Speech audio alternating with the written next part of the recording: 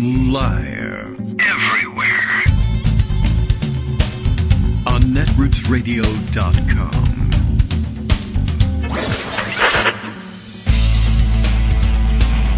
David Waldman. Kagro. In the morning. Now, here's David Waldman.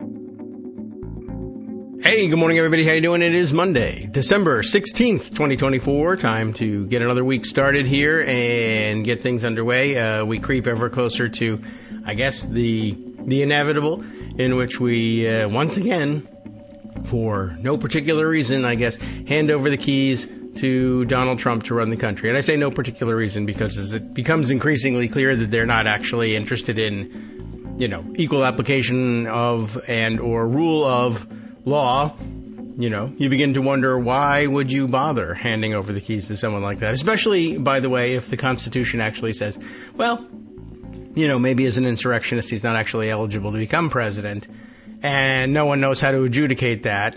So, I don't know. I guess it's all gone now. I don't know. I was just watching a theoretical debate happening this morning on Blue Sky among, I guess, political science theoreticians, etc. And an interesting question as we are watching more and more Republican influencers and thought leaders approvingly quote the lunatic Curtis Yarvin, who we introduced to you a while back and occasionally refer back to, who just outright says, democracy actually not that great. Probably a pretty stupid way of running a country in general, and we should stop listening to people and just run things autocratically the way we like. Everyone's going to have to get over their attachment to democracy and being heard and having things go their way when they are with a majority of the country. Things like that. Small bits. But it occurs to me that I guess alongside that could go by the wayside the feeling that, for instance, the law ought to equally apply to everyone. Or we ought to be able to predict what's going to happen based on what the law is. And perhaps that's just not where the MAGA base actually is or where any of their politicians actually are. I, guess that they say, well, instead of this troublesome idea, which was meant to, clarify and make things easier. The law is this. It's written down for everyone to see. How we interpret it is also written down for everyone to see. It's rather predictable. It's the idea that those decisions that we make in court will apply going forward the same way to others similarly situated is a bedrock, assumption that a democracy under the rule of law uses to govern itself and to give itself some idea of what will happen later. But if the more attractive prospect is, what we want is the power to be able to say yes to our friends, whoever they may be and however defined, and no to our enemies, whoever they may be and however defined, and it may change at any given moment without notice to you, or may change on the basis of something predictable like whether or not you make payments. That's another system. It's not all that predictable. It's not the kind of thing that ordinarily for instance, the fans of capitalism will say, why and how and on what basis would you be investing your capital then if you didn't have any reason to believe that you would be able to pocket and enjoy the returns? And the answer is, a different system will more or less guarantee that. Have you paid into the system for protection or have you not? Of course, that's not a great predictor either, because any number of things could stand in the way, like another oligarch telling the autocrats that, starting a rumor that you have said something nasty about one of them, and that's the end of your investment. It's not great, but it's a system, and Curtis Yarvin approves of it, and apparently so do Republicans. They got together over the weekend. This is a minor story, sort of, but it's the last thing that happened, and that's the way Donald Trump's mind works, so we'll think of it that way. They got together for the Young Republicans organization in New York City, and an exciting gathering of the worst possible actors, including one who was, I guess, one of Donald Trump's digital advisors, the guy who, along with Barron Trump, advised him on which cool podcasts to go on to reach the young men who believe I don't know what, and that the economy is horrible and that eggs cost $1 million. And this guy, Alex, was it Brucewitz or something quite like it, a 27-year-old guy who appeared to have either, I mean, at 27, maybe the assumption is blackout drunk like Pete Hegseth, I don't know. But on the other hand, it actually looked and sounded much more like a medical incident, which that could also be true as well. But he sort of he lost his place in his speech, and then he began to mumble and sound rather senseless, and then just collapsed forward. Took the lectern, not the podium, the lectern with him on his way, falling into the crowd. But everybody says he's doing okay. I don't know. But in case you were inclined to feel some sort of sympathy for him, I understand he's a bit of a jerk himself, and kind of the guy who advised some of the worst policies and some of the worst statements made out of the Trump campaign in the final couple of weeks. If it's turned your stomach, he's been behind it. And so, I don't know, a little bit of a message for him. I'm sure he'll misinterpret it like Steve Scalise did, and use his second chance at life to hurt others, which is kind of the credo here. And that's why we're having difficulty understanding these guys in terms of traditional politics. They don't do it, and they keep saying out loud that they don't believe in it, and we keep saying, but we do, so we're going to, hand things over to you. Speaking of which, why don't I hand things over to Greg Dworkin? He's here. He's waiting his turn. He should be able to expect to be called on. That's been the precedent previously, should be going forward. Many people have voted for it, so we'll try it. Good morning, Greg. How are you?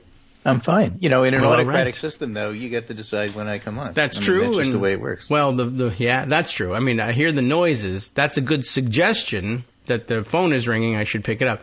Whether or not I acknowledge it? Yeah, it's like in school. I raise my hand, but that doesn't mean I speak until you call on me. That's right. Please hold all questions until after democracy. I have a comment, which is imploded. More a comment than a question. Okay.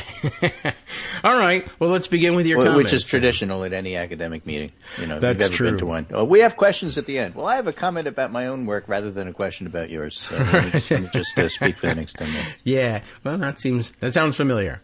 So, yeah. The thing is, you would think, I would, based on what you said in the introduction, that the best way to do autocratic running of a democracy is by subscription. Yes. Like, I'll pay you for a month to leave me alone, and I'll pay every month, also known as protection. Mm-hmm. But it's a tried and true system. Twitter does it. Yeah, that's true. And there's a whole lot of other people that do it too, for your monthly fee, or you can pay yearly if you wish. But normally you get a discount for paying yearly. Here in the autocratic system, you actually have to pay double. Mm-hmm. But we leave you alone for a year, which is pretty cool. So it's very much worth paying twice as much.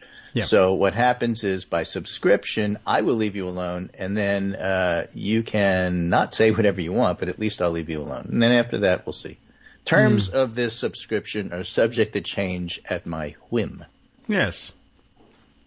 Yeah. So I think that's a better way to do it. That way the autocratic makes money. Sure. You get a feeling that you're being left alone. Everybody's happy, copacetic, Yeah. That I think is, that's largely what most of the weekend was occupied with, was finding out people were announcing, the oligarchs were announcing, I'm going to buy in. They were making $1 million, and everybody making $1 million donations to the inaugural fund. Came from, let's see, we saw one from Mark Zuckerberg. He, I guess, sat down to dinner, and by the way, I'm happy to say that Trump is continuing the tradition of all meetings include a meal, so it's very nice. People are fed. It depends, I guess. They haven't showed the branding on it. I don't know whether they still have Trump steaks in the freezer, maybe, down at Mar-a-Lago. I get my freshly made hamburger, and you get a cold McDonald's. Right, and I get 2 scoops of ice cream. You get 1. We're back to that. So who is it? Mark Zuckerberg added in. Jeff Bezos then followed and said, I'll also give $1 million exactly. Same number. Didn't try to outbid him or anything. $1 million to the inaugural fund, not anywhere else. And there were 3 or 4 of them over the weekend in a parade. As Trump calls him Tim Apple. Tim Apple came to Mar-a-Lago for dinner. Hasn't yet announced his $1 million ante. But it became pretty clear as there were like 3 or 4 of them in a row, all the same number and all the same destination. And I do remind you that inaugural funds are weird. They are not like campaign funds. You have to report who gives them, but you do not have to report what happens to them. That is the most important part for Trump. All of it. And the straightforward thing about this, unlike the last time, is that there's no, beating around the bush. These guys are sucking up to Trump and giving him money. That's all it is. It's very clear. Nobody's even arguing that point. Please leave us alone. It's just there. And it's just a buy-in. I mean, he knows very well that these guys, Bezos and Zuckerberg, $1 million. That's like, clearly that's the penny ante. Yeah. And that's, I won't seize your operations today. And now tomorrow, I don't know. The price just went up, whatever.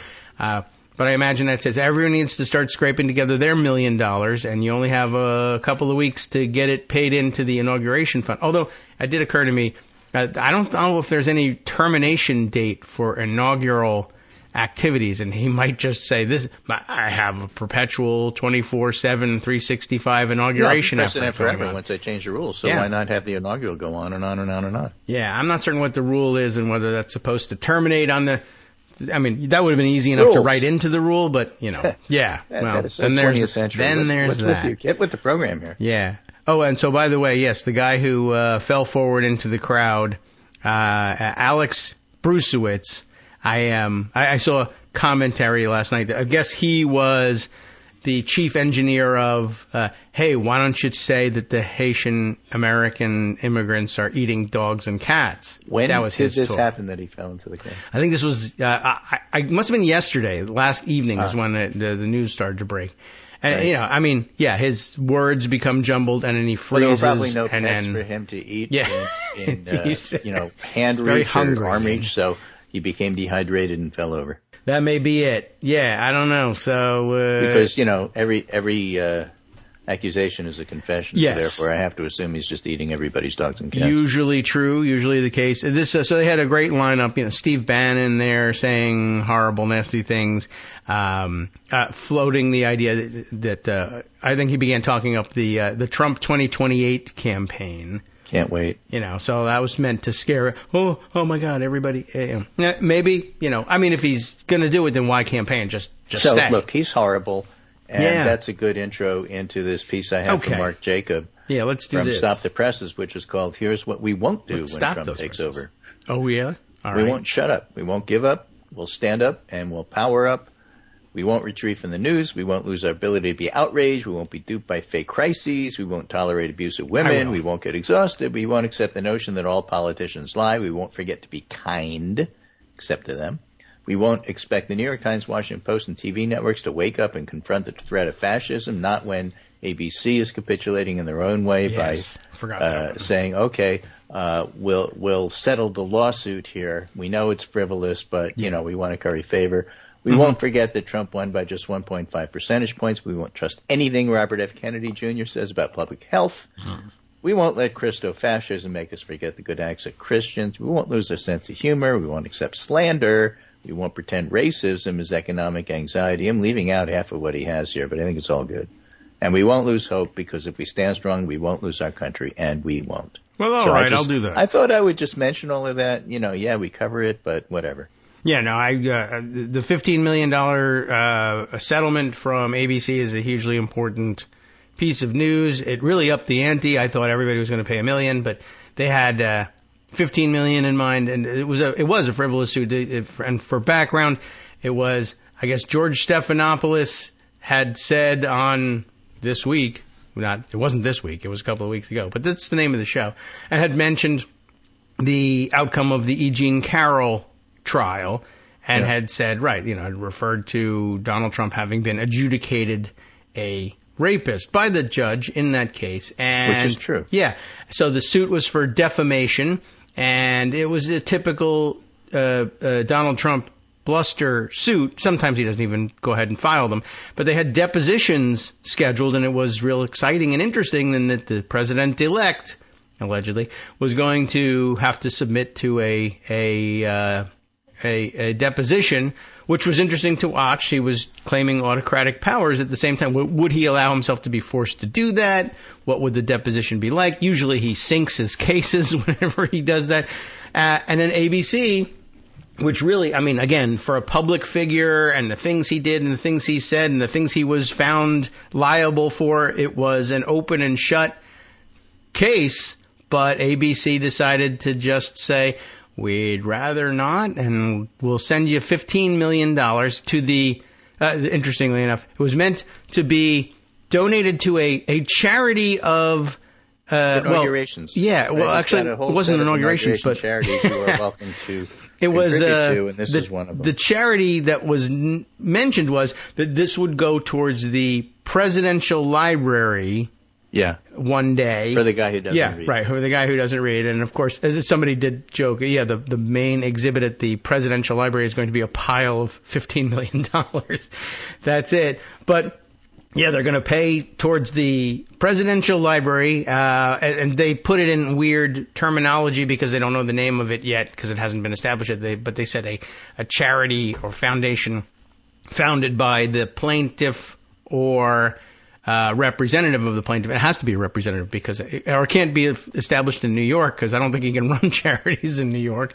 But yeah, so they paid up the $15 million. Somebody also pointed out that that's George Stephanopoulos' salary. Even worse and even more egregious than anything Jeff Bezos has ever done. Yes, this one is very bad news, and it even outpaces the L.A. Times' capitulation. Everyone now compete. Trump lover, I think he'll defame Trump and then try to pay him $30. Yeah, well, I mean, look, I paid you double what the other guy paid. Right. Now all we have to do is remind Trump just a sliver of the truth and say, you make money every time you're slandered, so if you like, right, I will slander you viciously. So that's all the stuff I didn't want to talk about. Let me tell you about the stuff I do want to talk about. Sorry, okay, but that sounds that's important. okay. $15 million. Like, Trump's an ass. We know okay. That. Yeah. All right. Duly noted. We do. How much of an ass will, now you can quantitate. $15 million worth and counting. Yeah. So, I'll talk about the stuff that, like, nobody else wants to talk about. All right. Nobody's really interested in listening to, but I do, so, I'm going to talk about it anyway. And I'm going to start with the foreign policy, domestic policy intersection here, intersectionality. Okay. And this is from the Washington Post. Biden team seizes on Assad's fall to defend its Middle East record. White House seeks to reframe a beleaguered policy as a success. Progressives say Gaza tragedy should not be downplayed. Now, in this discussion, there's things that you have to consider to be not necessarily separate because everything is intertwined, but two or more things can be true at the same time. That's not even true. Well, and along with that, me and Curvis Yarvin say it's also true. Yeah, no, okay, it is true. So, for example, one can establish, accept, not even question the fact that Israel policy towards Gaza is awful. People are being killed. It's way overdone. It's terrible in every possible way. It's indefensible. Even if the numbers that Hamas sets up as how many people are killed are double or triple. Doesn't matter. Still awful. That's a given. Okay. All right. Okay.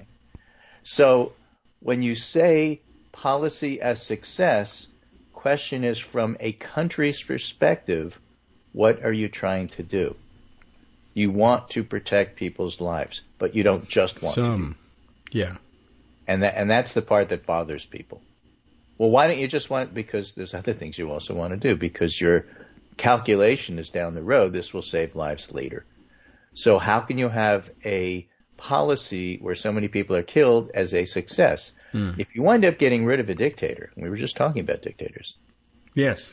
And you let people out of that horrible prison system where you find that they were not only being tortured, but their bodies were being compressed to paper to get rid of them, reminiscent of 1940s Nazi Germany. And you get rid of that, that is simply not a bad thing. Yes, but, well, no, it's simply not a bad thing. Two things can be true at the same time.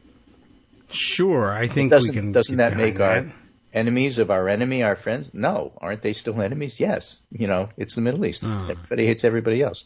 But I just want to give some different perspectives that you don't ordinarily hear, because especially with the Republican win in November, it's all about how Republicans see it. And you know, frankly, there is more to it than just how Americans see it, let alone Republicans. So this Washington Post piece starts off by saying the White House is seizing on the fall of Syrian President Bashar al-Assad to mount a new defense of its often criticized policy in Gaza and the wider Middle East, arguing that Joe Biden's staunch support of Israel and his approach to the region paved the way for events that ultimately led to Assad's ouster and could bring a new era of cooperation.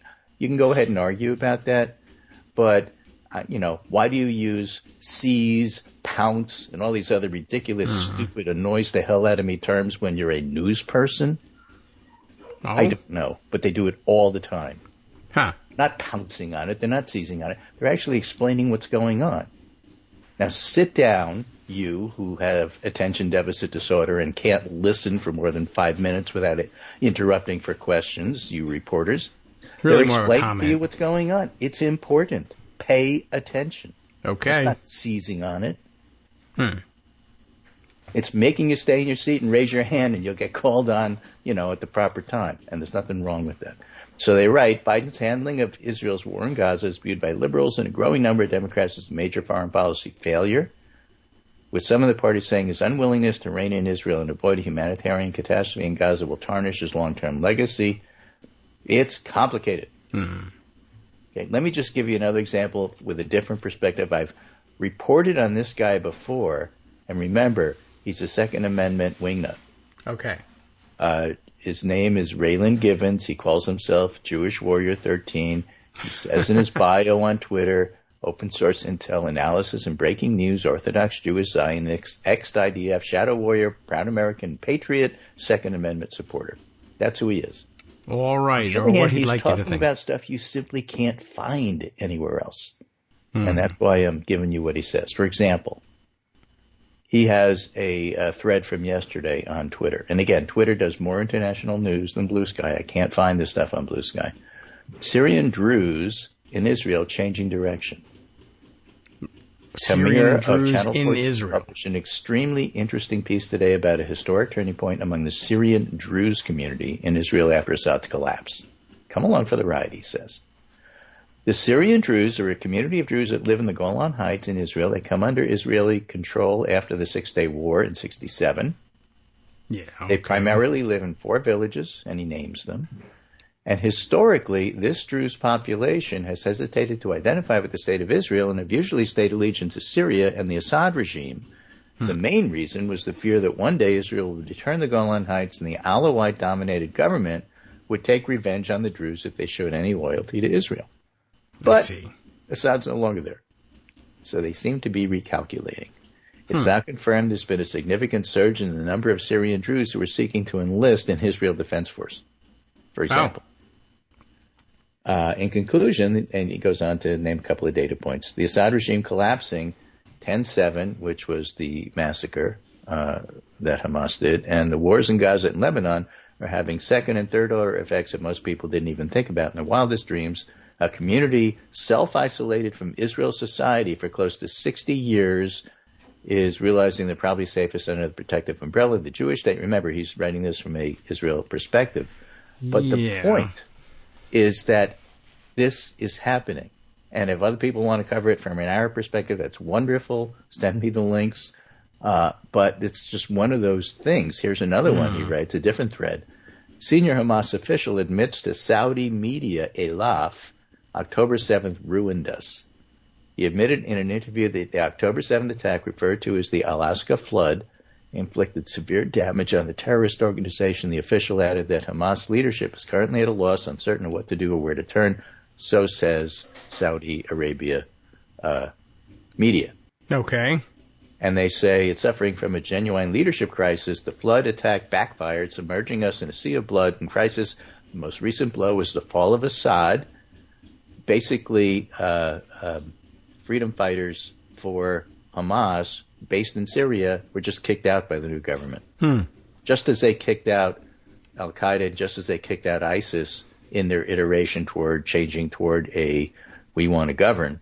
Yeah. And that doesn't mean it's forever. Everything can change tomorrow. But this is among the stuff that's happening. And Alaf reported that senior Hamas officials were forced to flee Syria. Islamic Jihad Secretary General was also forced to flee, and further reported it's believed senior leaders of Palestinian terrorist organizations are now relocated to Tehran. Okay. But they're afraid to stay there because they're afraid Israel will target them the way they did with Ismail Haniyeh, who was Hamas's leader. Yeah, not a safe spot from Israeli attack there. They've demonstrated. A couple have that. gone to Doha. Those are that are in Doha have been told to shut up and stay out of sight. Yeah. What I'm saying is a little harder to reach.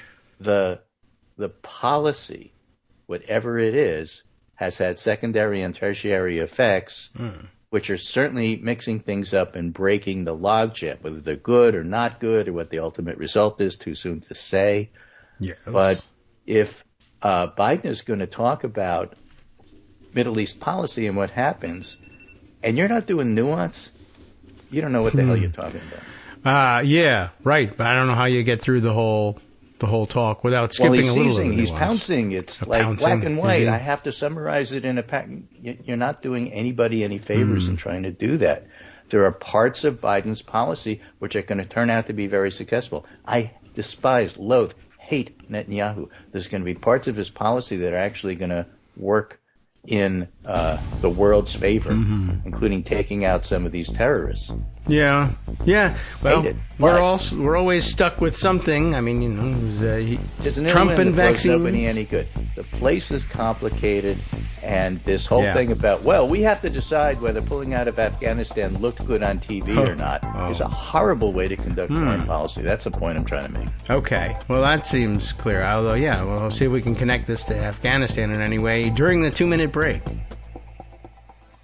Hi, I'm Scott Anderson, the guy that writes the daily summary for this show, Kagro in the Morning. Thank you to everyone that supports this show. Many of you send donations through PayPal, Patreon, Square Cash, Radio Public, and so on. Some of you write your own essays and send them in, or read articles with your own commentary. We appreciate it. Now, some of you are listening to this and thinking, I'd like to help, but isn't there something I could do that wouldn't require money or effort? Why, yes, there is. You can just like us. On Daily Kos, they call it the recommend button. YouTube has a thumbs up. There are hearts and likes and love buttons. Tap our love button. Tap our love button every day. Share our shows and summaries on Facebook and Twitter, YouTube and iTunes, Stitcher and Amazon. Most of these places allow you to write a review, so a sentence or two would be great. Recommend us to social media, or tell your friends to listen to the show. You aren't just helping us, you're helping them find their new favorite thing to listen to. You could change the world. So thank you in advance from me and everybody else in the world. All right, welcome back now to the Kagro in the Morning Show here on Netroots Radio. It's complicated, but we figured it out. 2 minutes is enough. The world is back in order. I don't know. Well, it is complicated, and it is. And the media's attempt to shove Middle East foreign policy into something you can put on a chyron is just absolutely infuriating. You can't do that. Any more than you can summarize the Syrian regime. Yeah, you can talk about the prisons. That's something people can wrap their heads around. Okay, sure. And how Assad is bad. Now, that fits. Some of the groups that are replacing him aren't going to be great. A lot of them are making good moves. It doesn't mean we therefore 100% support them. A lot of stuff that's happening in Syria is not because of Biden. And it's not because of Israel. It's because of Syrians. Yes, However, yeah. It's all related. Assad wouldn't have fallen if Hezbollah hadn't been weakened. Assad wouldn't have fallen if Hamas and Hezbollah being weakened didn't weaken Iran. That was Israel's doing. Yes. And so, therefore, does Netanyahu get some credit for this? I won't give him credit for anything. I'm just saying it's complicated. Yes. And one of the options is to just simply refuse to give the credit, even if someone else being fair might. I don't care whether I'm fair to him or not. The people who deserve credit are the Syrians. Certainly for this. Foremost. Yes, and for the next 2 weeks, did any of please. this have to do with Biden's policy? Some of it, maybe. I don't know. Certainly the way he directed the military to help blunt anything Iran was doing with direct attacks was probably a good thing. And that took active, not passive involvement. There were a lot of ships, there were a lot of military who were working very hard to shoot down drones and missiles. Mm-hmm. In fact, Yemen tried to shoot some missiles this morning at Israel. The Israelis knocked them down themselves. So that's the only group that Iran has left since they've lost everything else, and even that didn't work so well. I just think the hardliners are having a really difficult time in Tehran, and we have a difficult time figuring out what's going on there in regard to people's response. But it wouldn't surprise me at all a little bit down the road where the mullahs in charge are going to have themselves a problem in Iran and keeping control. Yeah. Well, they should start taking $1 million bribes. Right. So, should Biden and Netanyahu get credit for that? No. This is all internal Not together. stuff. Yeah. But you have a chain of events, and it's the Middle East, and everything's related to everything else. Mm-hmm. So, in that regard, Washington Post has a different article here. Oh. E.J. Dionne, Pounce. Progressives should defend Biden's legacy to protect their future. Trump's victory should not be used to erase Biden's policy achievements. All right. And ask the question, besides the president and his staff, who should do? care about how Joe Biden's policy legacy is judged? Well, everybody who believes that government should invest in the future should care about it. And the trickiest problem for Democrats and progressives will not be finding a new electoral strategy. There's plenty of time for that. A more pressing imperative is to prevent Donald Trump's victory from discrediting Biden's genuinely impressive accomplishments. Maybe what it really takes to get people to rally around Biden's accomplishments is to have Trump attack them. Could be. Because he will, and he does, and he is.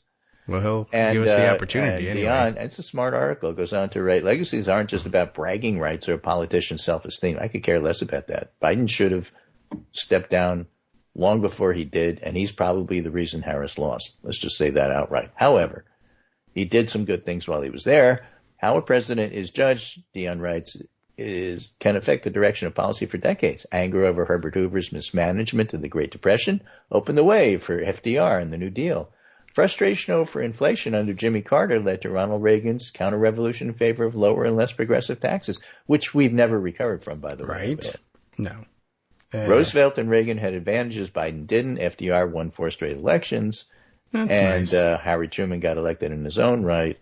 And voters endorsed Reagan's direction by electing H.W. Bush, at least the first time. Biden, by contrast, had to end his candidacy after a catastrophic debate, and then Harris lost the election.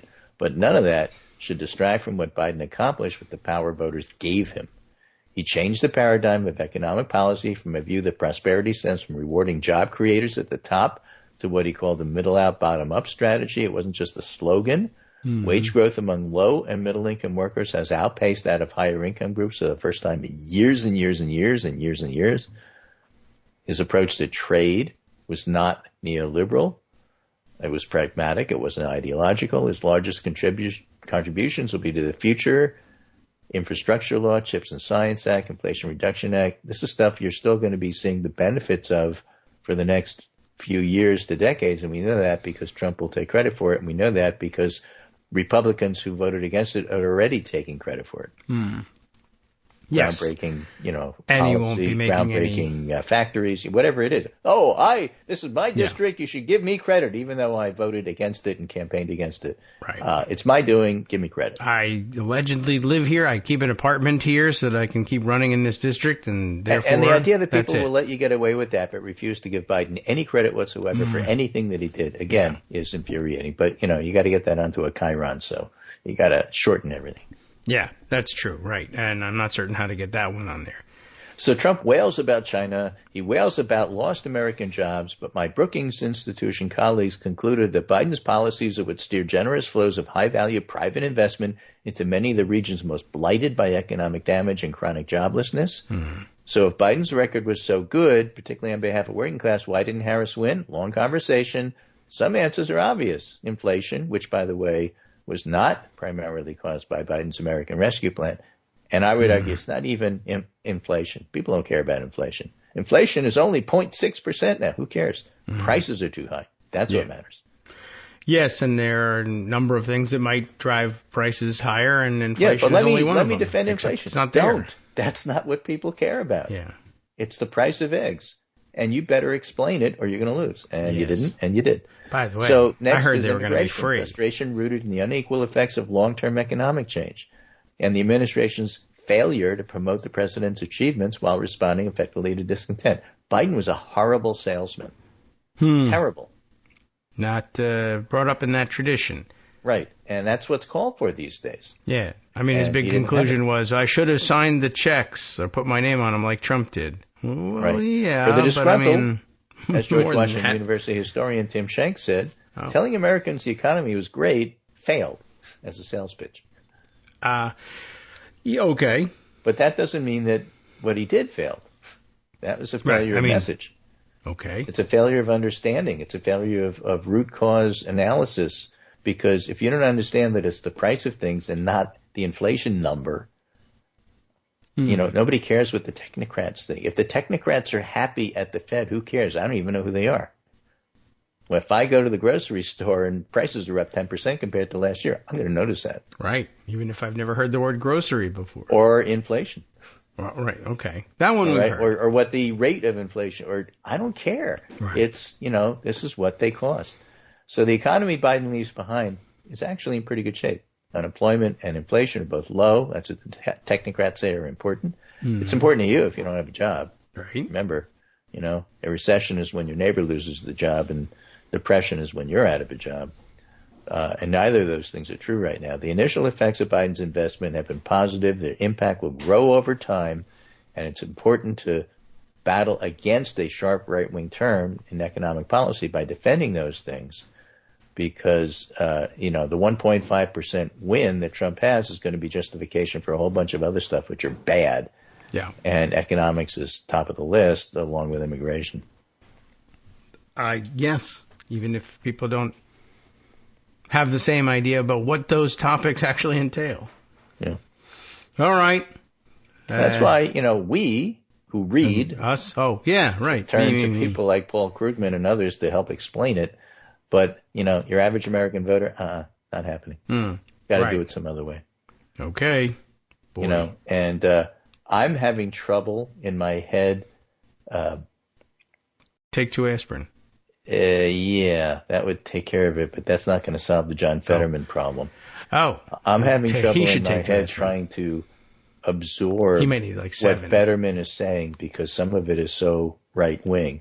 I will say the thing that I do admire about Fetterman is that he speaks his mind and that he's probably more in touch with his constituency than we are.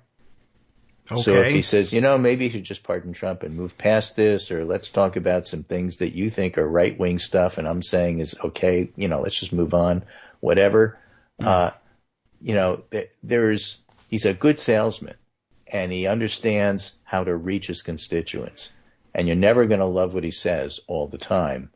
I love Tester a whole lot more than I love Fetterman if we're talking about average man, but Fetterman won. Tester lost. Fetterman wasn't running this time. But he won when he did run. And, there's got to be room in the Big Tent for people who speak that way and not be ostracized or isolated because the Democratic Party cannot exist simply as college educated. Now, here's something I saw was scary.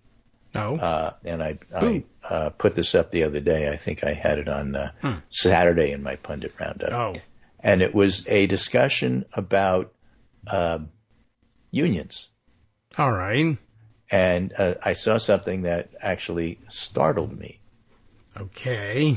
And that was that the number or percentage, I guess, of people who are actually in a union.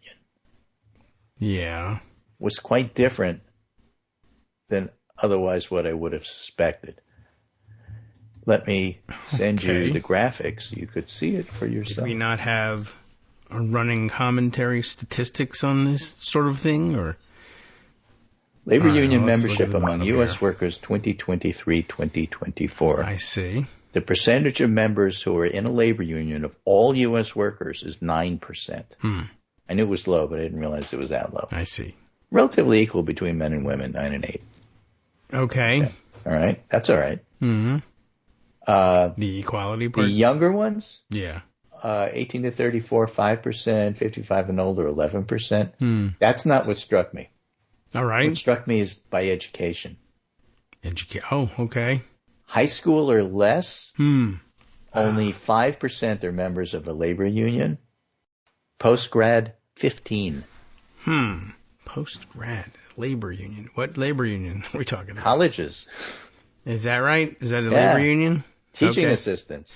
Huh. Academia. They are unionized. That's true. But they're graduate students. They're not postgraduates yet. Or are they? I don't know. What does postgraduate entail? A graduate degree. I guess so. Graduate students are postgrad. Okay. Postdocs. So that's it. We've unionized that and nothing else? College graduate only 8%. Some college 9%. High school or less 5%. It was meant for that. That is just a startling statistic to me, which frankly should be reversed. Yeah, yes, absolutely. But not by lowering the post-grad. No, I guess. Yeah, I don't know. I mean, it is, I guess, well, a lot of things have contributed to it. This is all part of the, look, it's annoying perhaps to hear somebody say it because it's not the direction you want to go, but you got to go where the voters are. It doesn't mean giving up all your principles. But you have to at least speak a language they understand. And inflation rates and, second derivatives, that ain't it. No, I guess not. But what about your boss can fire you for nothing? Doesn't that resonate? That stuff matters. Yeah. Listen, you thought that prices were going to get lowered and now Trump's president and they haven't. That stuff matters. But you have to say so.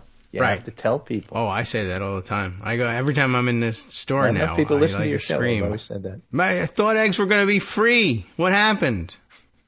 It's ridiculous, but that's another thing. That'll be something if it sends the price of eggs through the roof, which it already should. Has. Yeah, but another roof. Different one, higher. That would be something to inaugurate Trump and just see eggs go up in price. But of course, he's already hedging against it. I mean, he might have been advised that was going to happen, particularly to the eggs, because he did spend the weekend and the end of last week saying, maybe lowering grocery prices, and that's a new word. Not very many people know about groceries, but maybe it's very difficult. It's hard. I'm not sure I'm going to be able to do it, actually. Whatever. But eventually we will. It's just going to take longer than people thought. 2 weeks. Yeah. Which is to say my presidency. Yeah. So, right. He's already brushing that one off. And then, which I guess leads you to rethink all of the things that he's rather successfully panicking normal thinking people with by, pronouncing. All the caravans dried up. We're going to do that. Yeah.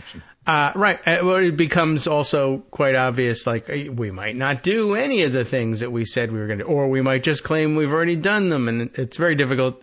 Another thing that's hard to predict, how will he handle not being able to or not being interested in doing the work involved in doing the things that he promised to do? And the answer may just be, I don't know, people love me. And I guess if I could shoot them in Fifth Avenue, I could also just disappoint them, but say I didn't.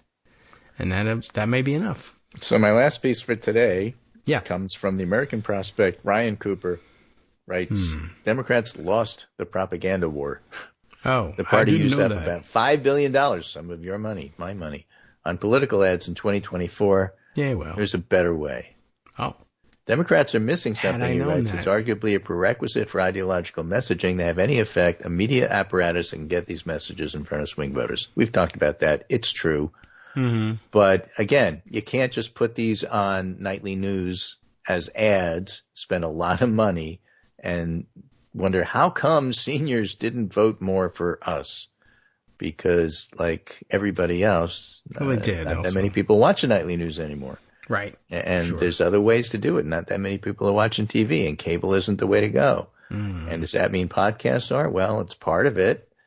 And he writes, in short, Democrats lost the propaganda war, which brings me back to local news. A poll back in April before Biden dropped out found he was winning voters who get their news from newspapers by 49 percentage points. Trump was winning those who don't follow political news at all by 26 points. No doubt this is partly demographics, but also partly due to opportunity. In a large chunk of the country, there aren't any local papers. That's true.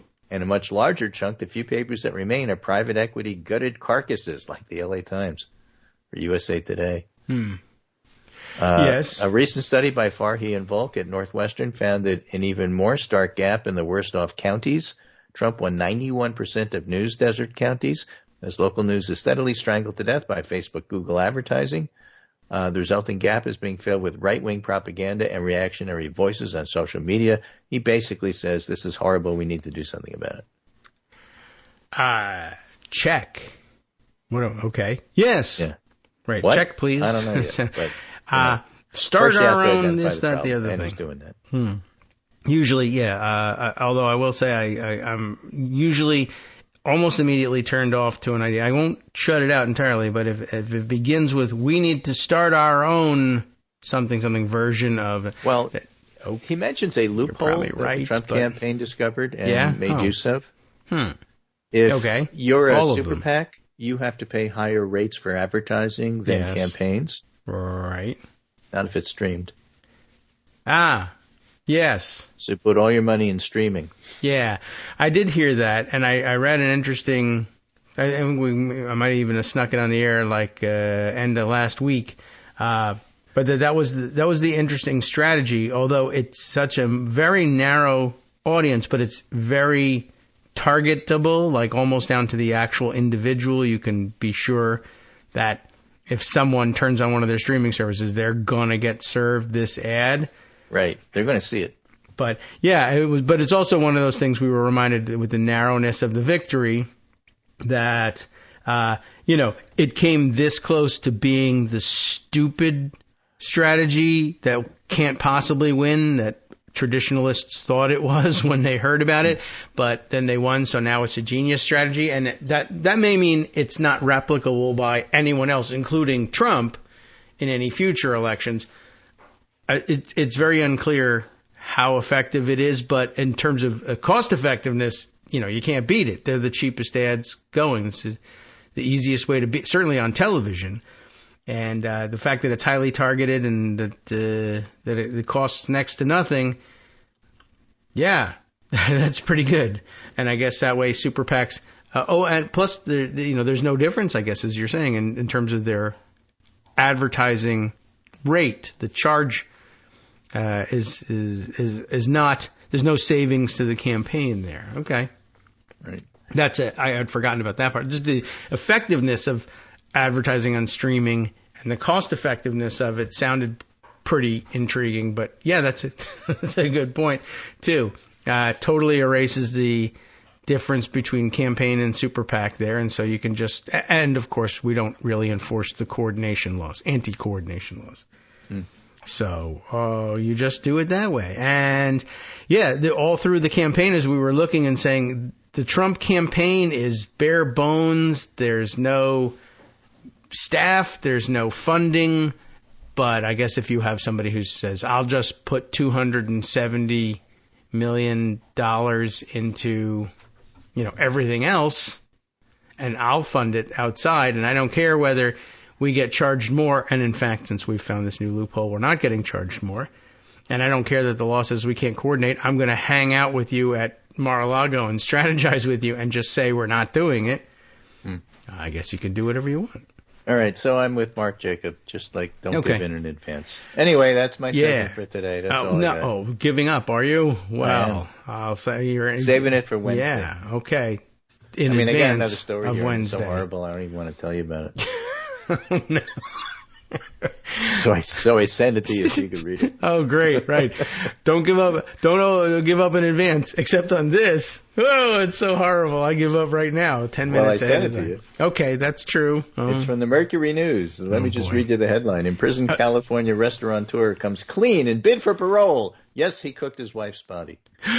Whoa. It was absolutely shameful to destroy a body. I deprived her loved ones of a proper burial, was his argument. And so the fact that he killed her, the important point is I spoiled the funeral. Yeah, the funeral home lost out on the profits. Yeah, exactly. Well, they'll sue you for These things happen, Wow. I guess so. And welcome to the Trump era.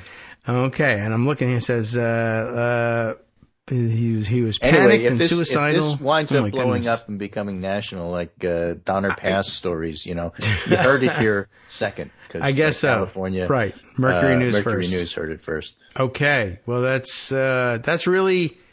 Now, if this is an argument for why you should have local news, I don't know if it's a great one. Did he? All right, I guess we'll you have read to it. read the story. But I guess so. Right. I'm getting off the show and leaving it in your lap. Wow. Just like it's your mess, not mine. Bye. Okay. Yuck. See you later, and enjoy your breakfast. I will. I already ate. How about you? Yes, but it's coming back now, and I have to start over. Wow.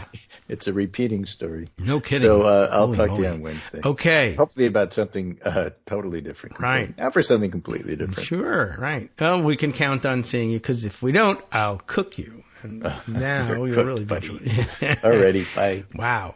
Okay. See you later. That's something. I guess I'm a little bit intrigued by this story. I'm curious. My real question is, what did he do? Like, what did he do with it?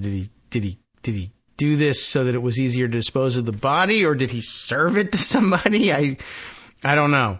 But he's a restaurateur, so, he probably could have made it attractive and interesting. And I don't have a subscription to the Mercury News, so they're going to make it difficult for me to look at. I wonder if we could pocket it. But I think I'm with Greg on this one. That's just not a story that we got to spend a lot of time on. But I guess you should know that could become an internet sensation at some point, or people will be joking about it or making Hannibal Lecter jokes, perhaps, if you're Trump.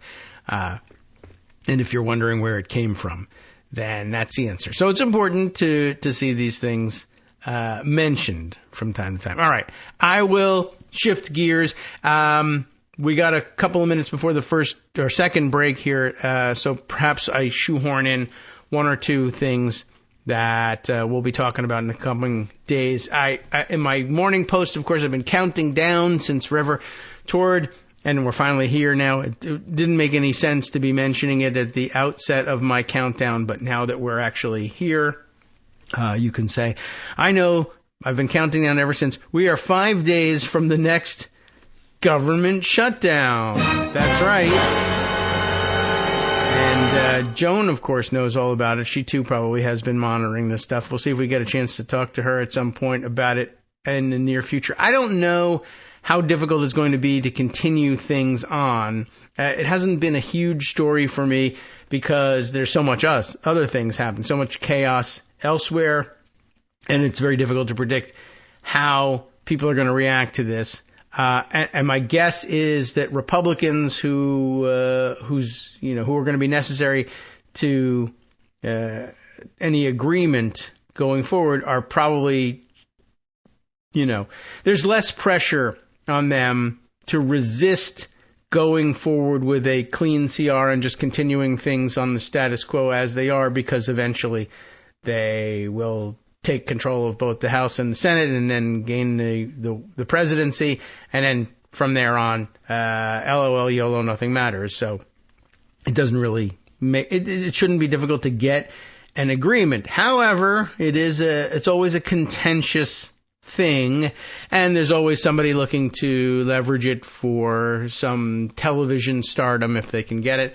So let's see. The Hill's coverage of it comes under the headline, Lawmakers Struggle to Reach Deal to Avert Government Shutdown. And we'll see if we can find out why. Aris Foley is the reporter here. Congressional negotiators are struggling to reach a deal to keep the government's lights on past December 20th, right? So, the fallout of a shutdown might be, Republicans possibly could think, well, if we shut it down, everybody knows that Biden is still the president. They'll blame it on Biden, but also then to what end? Who cares? There's nothing that can be done to him. He's on the way out the door. Hanging it around the necks of Democrats doesn't pay off in any way for at least 2 years, if not longer. So we'll see. Text of a continuing resolution for a government funding package was expected Sunday, that's yesterday, last night, ahead of the looming shutdown deadline, which again is Friday, midnight, I guess, so heading into Saturday. So we won't be here to tell you that it shut down. We'll just on Friday have some indication of how close they are to avoiding it. Lawmakers failed to release the text, with economic assistance for farmers emerging as an apparent last-minute sticking point. Key players had indicated this week that the forthcoming CR, which keeps the government funded at current levels, would also include another one-year extension of the 2018 Farm Bill. 2018, yes. As both sides have struggled to agree on a longer-term plan, but lawmakers had also ramped up talks of potential add-ons to provide economic assistance for farmers as part of the broader funding plan. What do you know? Senator John Hoeven of North Dakota, the top Republican on the subcommittee that oversees agricultural funding, that would be an appropriations subcommittee, said in a statement on Saturday that GOP leadership backed a proposed package of $12 billion for relief of economic losses and $16 billion in weather-related assistance, which doesn't even exist, that he was hopeful of being attached as part of the end-year stopgap funding deal. So clean plus more money for our constituencies. Okay, not that clean. While we've kept this proposal clean of potentially partisan additions. Oh, really? This isn't possibly partisan? Okay. We have not yet received the Democratic support we need. Well, find a way to get agreement. That's on you, guys. Anyway, we encourage the nation's farmers, ranchers, and agriculture stakeholders to let their representatives know how critical it is for the continuing resolution to include both economic and weather agricultural assistance for America's producers, whose workers we plan to round up and deport next week. Actually, we're never going to do that. And wink, wink, we're only going to do that to people who don't contribute $1 million to the inaugural fund. We don't know. It's hard to predict. Meanwhile, Democrats took aim at Republicans over the sputtered talks. There's a lot of sputtering going on, even in the talks. Senate Agriculture Committee Chair Debbie Stabenow of Michigan and House Agriculture Committee Ranking Member David Scott of Georgia said Saturday that the GOP leadership turned down a $10 billion offer, rejecting needed economic assistance and increased conservation spending for decades.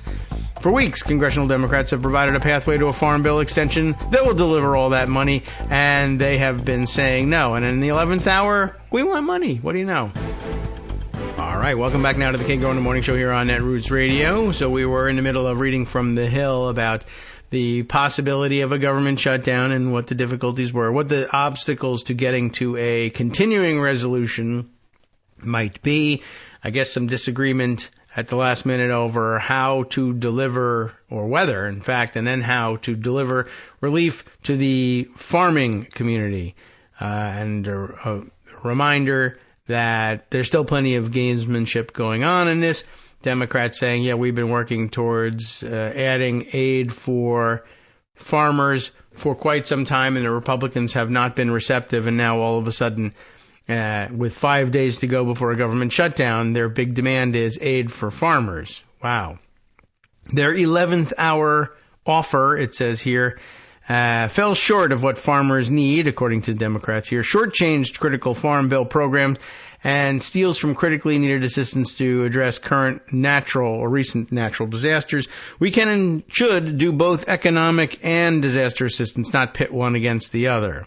Okay, that's the view of Democrats in this.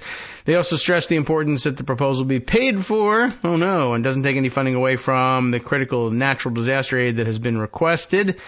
The Biden administration called on Congress to approve more than $100 billion in disaster aid from Congress for a number of agencies, including, of course, the Federal Emergency Management Agency and the Departments of Agriculture, Housing and Urban Development, and Transportation. Of course, one of the problems underlying all of this, still recovering from the hurricane in North Carolina, where locals have been told by TikTok influencers and podcasters alike not to trust FEMA and not to take their money, and then to blame FEMA for not helping them. And that seems, more than a little counterproductive. Stabenow said that she found resources to pay for the additional economic assistance but wouldn't offer specifics. However, Politico reported Democrats were hopeful of reinvesting billions of dollars in climate conservation funds from the party's Inflation Reduction Act. Okay. I wish maybe before the election that might have been a thing, but I guess not. Congress is now facing a quickly narrowing window to act on legislation to avert a shutdown. The House's self-imposed 72-hour rule means the legislation must be released / won't be, and they don't care, released within the next couple of days for the lower chamber to act on it and give the Senate time to pass it as well. But the absence of further economic support for farmers could pose a hurdle for the forthcoming stopgap's chances of passage. Pete Sessions of Texas said in a social media post this weekend that he will vote no on any continuing resolution that does not include economic support for our farm and ranch families. But what if it does? I might vote no on that too. He gives a stupid statement here. We'll skip right over it because we'll get the idea. House Agriculture Committee Chair Glenn Thompson also said he would not, quote, relent in getting farmers the support they need. They've been getting it left and right, and Democrats have agreed to it, but for some reason they're standing around saying, no. They're not agreeing to it. And then if they don't agree to it, then I won't agree to keep the government open. Well, what if we said we're all in agreement here? Shut up. We're not in agreement, and so we'll see how long that lasts. But like they said, in order to get this thing done in the House such the Senate will have a chance to act before midnight Friday, they're going to have to make up their mind in the next 24 hours or so. In a statement on Saturday, the American Soybean Association, are we really going to do this? Said it will oppose any supplemental package that does not provide meaningful assistance to us. They said farmers who need help to stay afloat in 2025 and beyond, meaning them. While talks continue on an extension of the Farm Bill and a package to fund the government, soy farmers and other agricultural groups have expressed that they.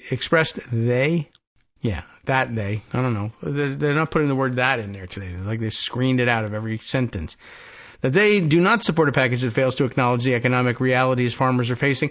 By the way, what is the economic reality that soybean farmers are facing? Tariffs on China already in existence giving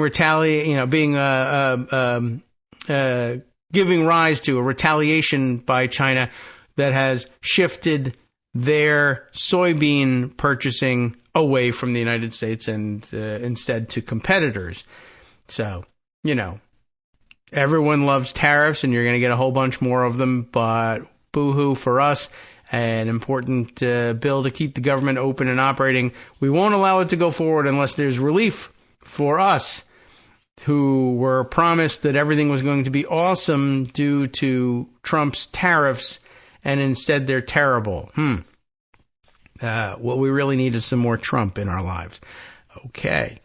In making the case for assistance earlier this week, let's see, Senator John Boozman of Arkansas, top Republican on the Senate Agriculture Committee, told The Hill that the last 2 years has seen the greatest drop in income in history. History. It's always something. The greatest in history. The worst ever. Our farmers right now are in a situation where because input costs are so high. Oh, is that what they're going to blame it on? And the commodity prices are so low, they're not breaking even. They're losing money, he said, adding that the economic help could be the key to helping farmers, quote, get through this year.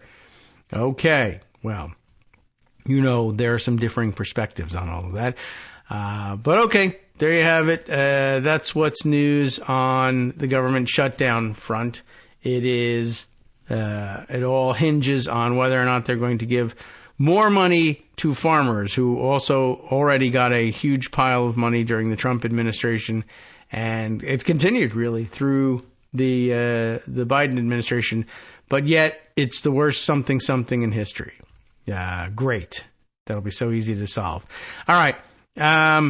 By the way, I also wanted to add to this particular issue. We haven't spoken much about it, but I saw, probably about a week and a half, 2 weeks ago, when Elon Musk was making so much of this idea that he was going to have a department at all, any kind of role in the government, but we're going to call it a Department of Government Efficiency, Doge, haha, very funny. And so they were floating their ideas for, I guess, government efficiency. Although this one got a tremendous amount of attention, and I'm still not sure what the government efficiency is supposed to be. But I guess they were just saying, well, let's find something popular and either champion it or something unpopular and attack it. And then that will rally people to our side, even if it has nothing to do with government efficiency. And so I guess the target was we must have just recently changed our clocks to standard time. And, that always engenders some grumbling, although the fall, I think, less so than in the spring, where the so-called hour that's lost is, we had to get up earlier. We lost an hour of sleep, whereas in the fall, you get an hour of sleep, although you just don't get anything. But it had just happened and was therefore annoying to people because, for whatever reason, we haven't adopted this technology that exists in my alarm clock. My bedside alarm clock adjusts the time automatically. I don't know what the mechanism is. I don't know how it works. I don't know why it works, but I know that it does work. Not that I have the right time on my clock, but it does move forward and back by 1 hour at the appropriate moment. How this is not in every clock in the United States, I don't know, but maybe that should be in the CR. Add that. Instead of putting chips in people's brains, Elon, you could just say you announced the invention of the X chip that'll fix all the clocks, and that would eliminate the problem. But anyway, he decided what we really need to do is get rid of standard time and stop switching back and forth. The daylight savings time is working just fine. That's the one we should keep. And it'll be, we want to eliminate, what we definitely want to get rid of is switching clocks back and forth. Won't that be popular? How it will achieve government efficiency? Again, unstated. Not sure how much money the government is really spending changing its clocks. I don't think so. But anyway, it sounded like it might be an unpopular thing. Then old people began to speak up. Because they said, oh, actually, we've done this before, and it was stupid. And then nobody listened. Then people began to get the idea, like, okay, let me think this through. It's only 1 hour. Like, what would that really mean? And the thing is, it means the same thing as it meant the last time we did this. And the last time we did this was 50-something years ago.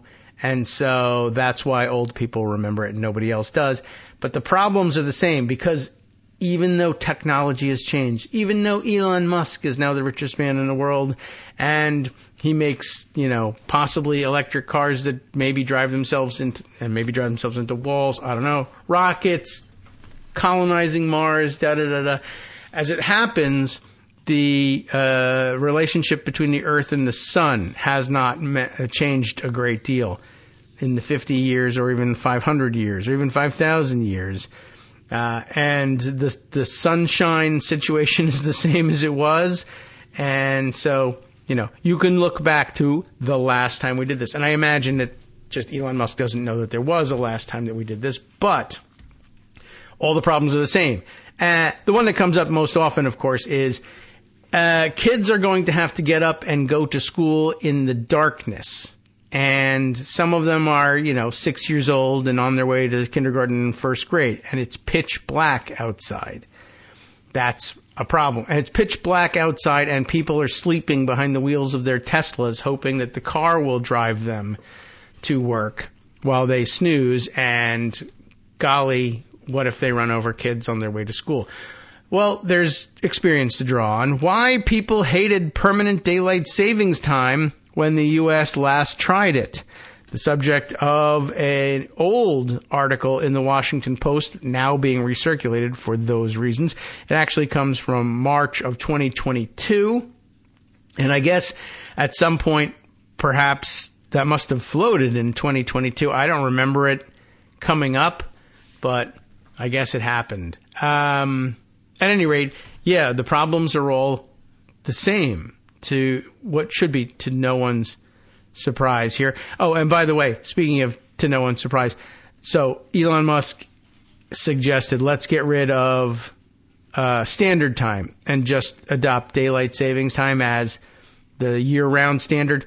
So Trump commented on it over the weekend saying, yeah, that's right, we got to get rid of daylight savings time, and we're going to be looking very hard at that. We're going to take a close look at getting rid of the other one, the one that Elon said, no, we should stick with this one. So, of course, he gets it wrong. I don't think it matters a great deal. Now, if there's any government efficiency involved, I guess sticking with one or the other shouldn't matter, right? But it's just interesting that, well, the guy who thinks he's got a department said we'll get rid of standard time, and Trump's reaction is, that's right, savings, daylight savings, get rid of it. Well, here's why it sucked getting rid of it when the U.S. last tried it.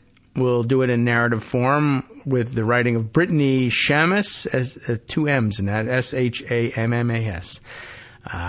And I don't know what, Shamus, you tell me. Brittany, let me know. It was still dark. It was a still dark and stormy night. Horror dramatic music. It was still dark when most Americans set off for work and school on the morning of January 7th, right after, I guess, they counted the Electoral College votes. Oh, no, this was 1974, so there were no Electoral College votes to count. That would have been done in 1972. But on the morning of January 7th, 1974, a fateful day that will live in infamy. If you read the Washington Post 2 years ago, commuters grumbled about having to descend to the subways and report to work without glimpsing the sun. Some kids carried flashlights on their way to school. One woman was so overwhelmed she simply went back to bed. And, this is important. We got to know about the one woman who went back to bed. But there's a quote. It's the end. It wasn't the end, but she said it was the end. It's the end, said Terry Mins of identified only here as Long Island, New York. Now, that's a large island, and they have municipalities within it. And yet, 1974, they just said, where are you from? Long Island. The end. Terry Mins of Long Island, New York, told the New York Times at the time, I can't cope anymore. The comet? What was... there was a comet. Okay. The energy crisis. Remember when we had that and still do? And now darkness. Like plagues, I guess. I'm just staying in bed. Well, I think she got up eventually, but that's not reported here. And that's why we all hate the news media. No. So, this is how it went. The last time the United States, they did this, took a run at year-round daylight savings time.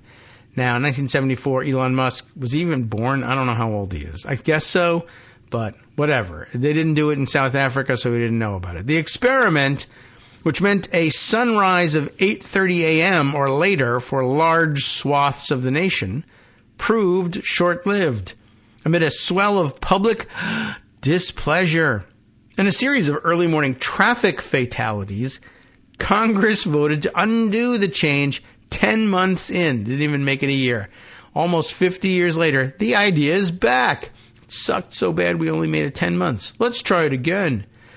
The Senate voted this week, this would have been in 2022, to end the twice-annual practice of springing forward and falling back, setting the stage for daylight savings time to last all year. Senator Marco Rubio, the incoming Secretary of State, it is said, co-author of the bill, called it an idea whose time has come.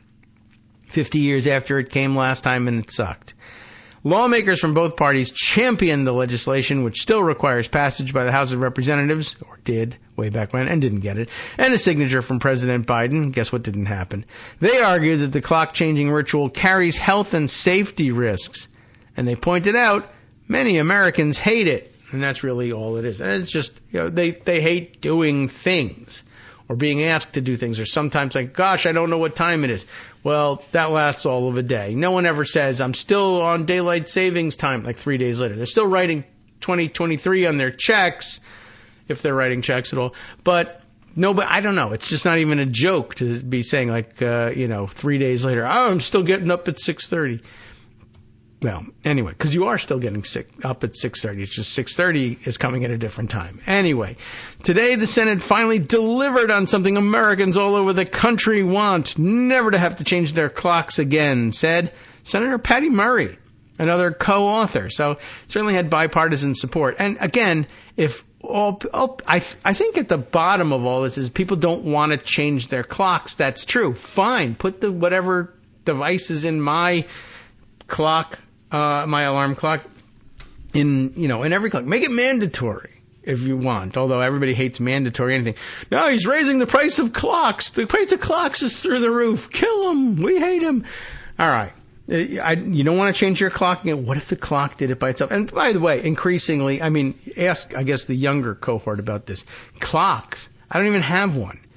You don't have an alarm clock? My phone. I use my phone as an alarm clock. Well, guess what clock is in the widest use in America and automatically adjusts itself? Cell phone clocks. Okay. Well, I don't even know how to change the one on my VCR, which is not a technology I use or even own anymore, right? Or, well, what about my microwave oven? It has a clock on it. Why can't it have the chip that just does the thing? I don't know. Well, whatever. If they really hate changing their clocks, get better clocks.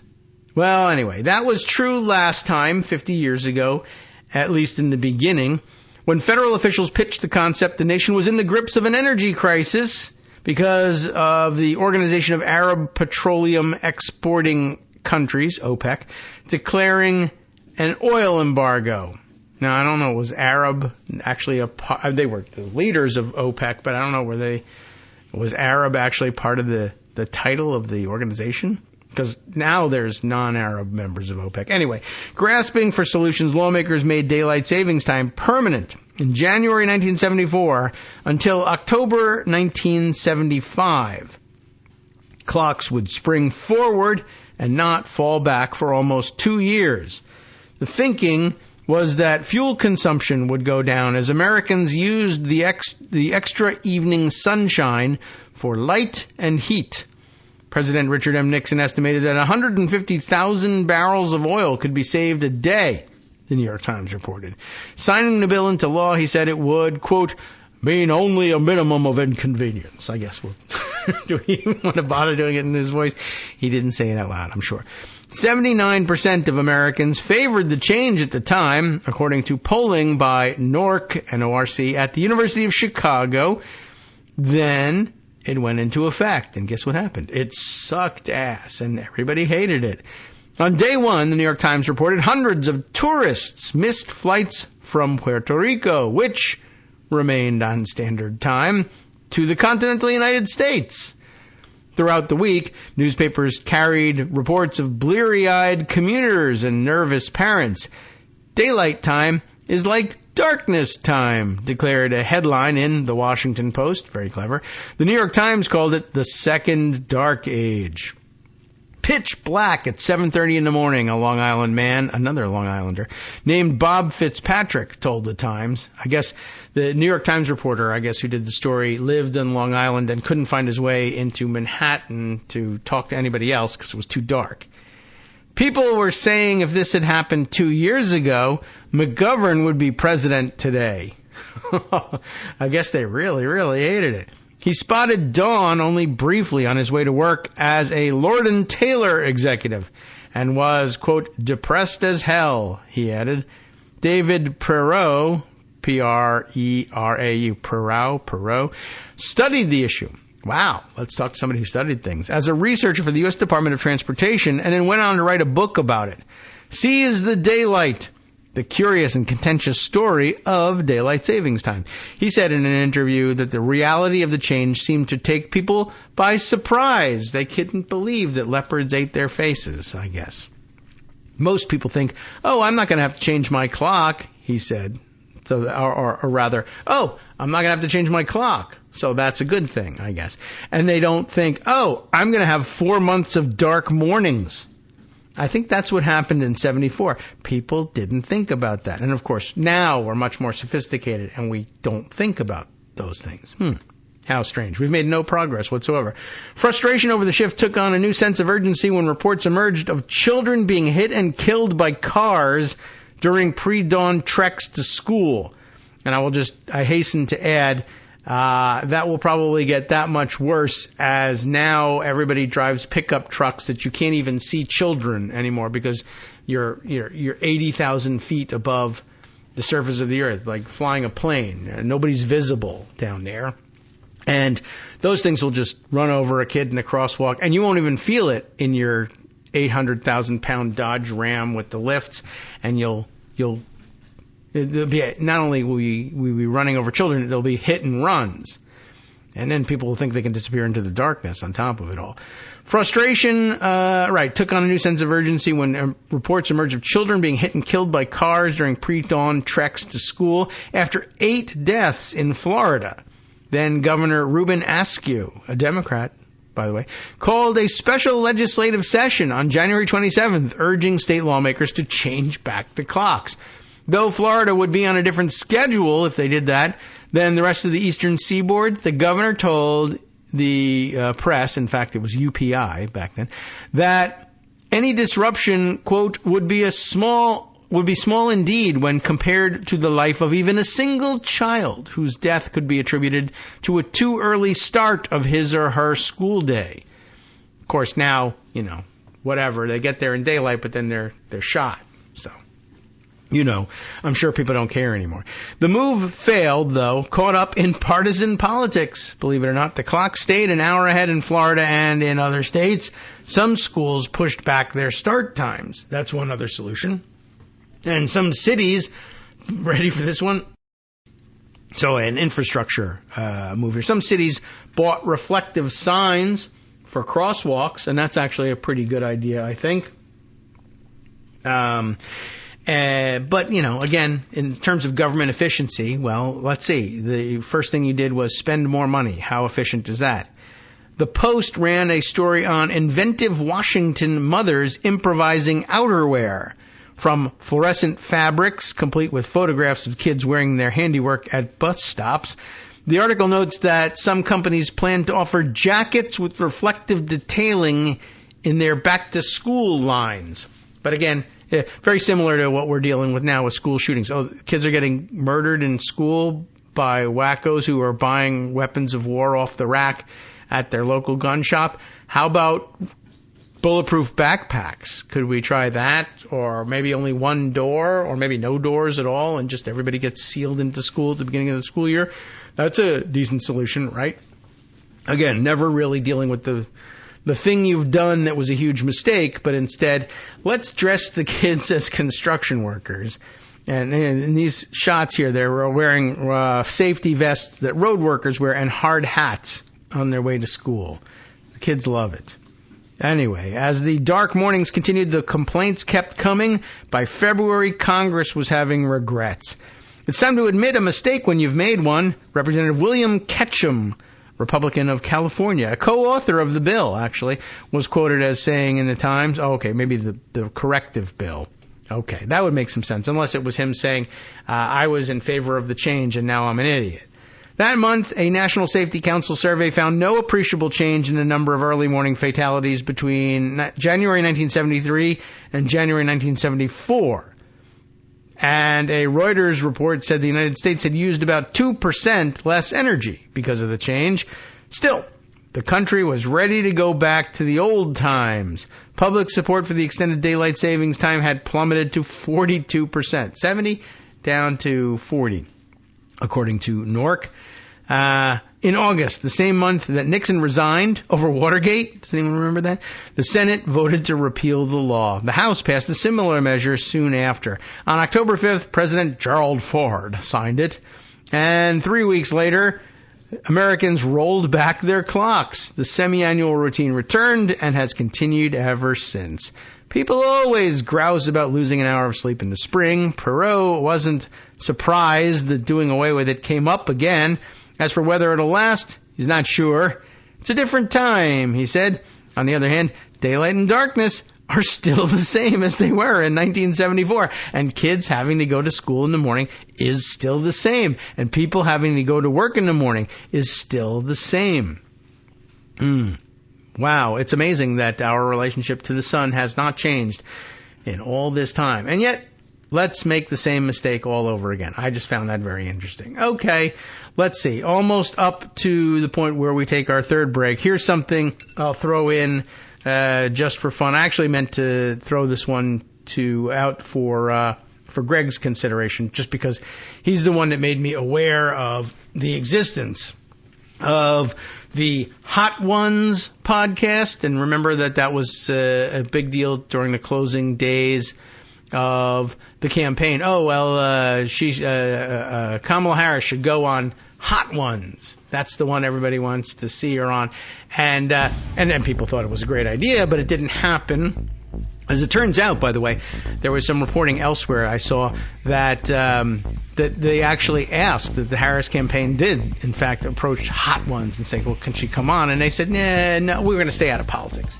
No. Well, anyway, I just thought this was an interesting headline. BuzzFeed, which I guess owned Hot Ones, survives by selling Hot Ones. Who have they sold it to? George Soros. I wasn't looking for that one, but it happened. Hi everybody, it's me, David Waldman. Yes, the same guy who interrupts you all the time. Interrupting you one more time, just to tell you again, another reminder that your contributions are what keep this show on the air, and Patreon.com, Patreon.com, is still among the easiest ways to make the sustaining subscription donations that keep us afloat. Are you ready for the pep talk about how our Patreon campaign is still going strong and growing? Well, too bad. Yeah, the plain fact is we actually are headed in the wrong direction, and whereas we once had about 175 monthly patrons, we're now actually down below 150. Time to recruit some more. Not exactly the kind of news I wanted to share, but there it is. For those of you in a position to support the show, Patreon.com does make it easy to make those secure, recurring monthly contributions to do so. Patreon.com/KagroX gets you straight to our donation page. We've been through a lot together. The worst of the pandemic, we hope. The worst of the insurrection, we hope. So go ahead and treat yourself. You don't need an excuse. Give yourself the gift of a little something you enjoy in life. Support the show. And of course, if you happen to prefer using PayPal or even the Square Cash app, we're up and running on those options too. So thanks again, everyone, for all your support. We couldn't, or at least shouldn't, do it without you. Hope you'll be on board soon too. Thanks for all your support. All right, welcome back now to the Kagro in the Morning Show here on Netroots Radio. So I mentioned to you right before the break, just as a teaser, that George Soros, apparently now the owner, I guess through some 2 or 3 levels of corporate structure, I don't know, the owner of Hot Ones, the Hot Ones podcast, which I still have never seen. And I mean, I guess it's kind of a funny sort of concept, except, I don't care. So they go in, some celebrities eat hot food and then go, oh, it's hot. I don't know. I guess that's supposed to be funny, but I'm sure that the Hot Ones fans are like, I don't understand. Nobody goes on this show. There are no, are very infrequent guests, and they read you the news. I don't understand. Why is that not just the news? So we're talking past each other in the darkness before the dawn. Okay, BuzzFeed, though, that's an interesting angle on this. And George Soros. BuzzFeed survives by selling Hot Ones to George Soros. Okay, so says Peter Kafka. This is very Kafkaesque, in fact, this story, for Business Insider. And we find out that we're going to be able to read this whole thing? I guess so. Hooray. We'll skip the bullet points and read the narrative. Good news for BuzzFeed and John McCain, I guess. It no longer has a huge debt problem looming over its head. Slightly less good news for BuzzFeed. Solving the debt problem means that the company needed to sell one of its buzziest assets. First, We Feast. That's the name of the production company that owns Hot Ones, the interview show. And now Hot Ones, the show where celebrities answer questions while eating increasingly spicy chicken wings. Sorry, I wasn't able to pronounce it out loud without stammering and laughing. Like, what? Okay, I mean, it's a good way of putting it. That is the premise, right? Celebrities answer questions while eating increasingly spicy chicken wings. Is going to be owned by the investor George Soros and his family. Through what mechanism? I'm curious to find out, and why they thought it was necessary to do this. There's a bit going on here. We can break it down in a minute, but the big picture is that BuzzFeed, once considered a world-beating digital publisher, that's an important thing.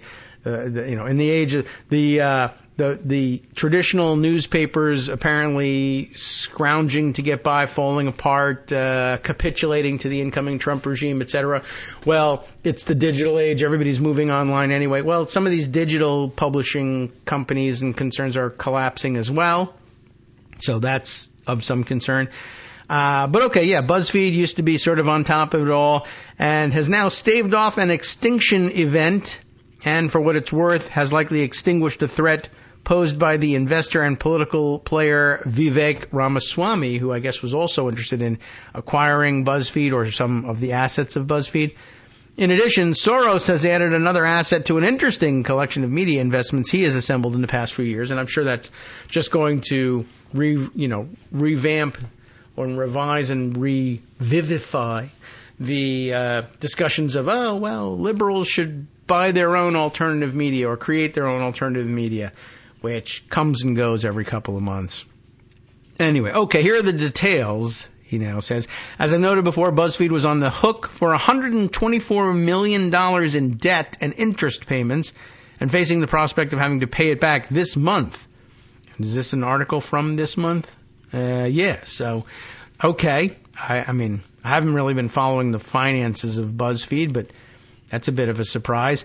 So anyway, now though, BuzzFeed has sold the production company First We Feast and the attendant property Hot Ones to what it's calling a consortium, quote, led by an affiliate of Soros Fund Management LLC. So it's not like George Soros said, you know what I want to do? I want to buy this chicken wing franchise.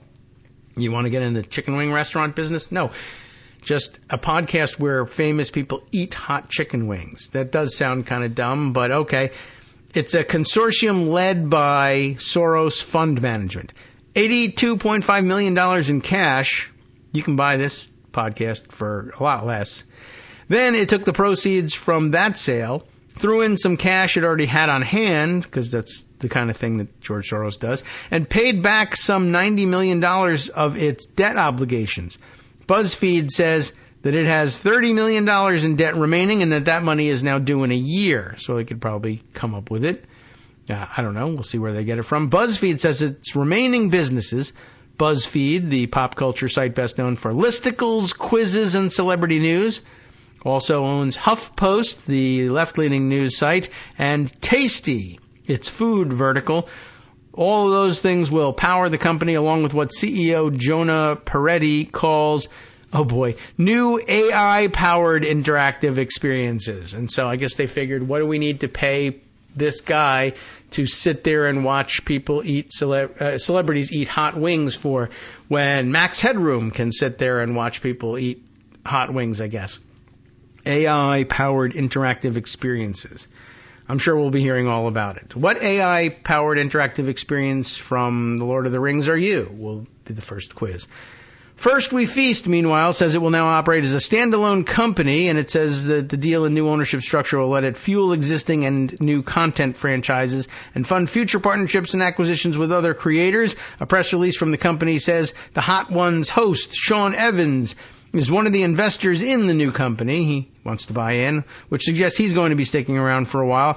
And while it might seem weird for Soros, who's worth a reported $7.2 billion and whose funding of liberal causes has made him a boogeyman for U.S. conservatives, it's weird for him to own a celebrity interview show. Not a total shocker for a couple of reasons. Let's find out what they are. For starters, Soros' empire, now run by his son Alex, has been making movies into media over the past few years. Making movies into media. Okay. I don't even know what that means exactly. In 2022, it acquired a minority stake in Crooked Media, the podcast company best known for its Pod Save America show.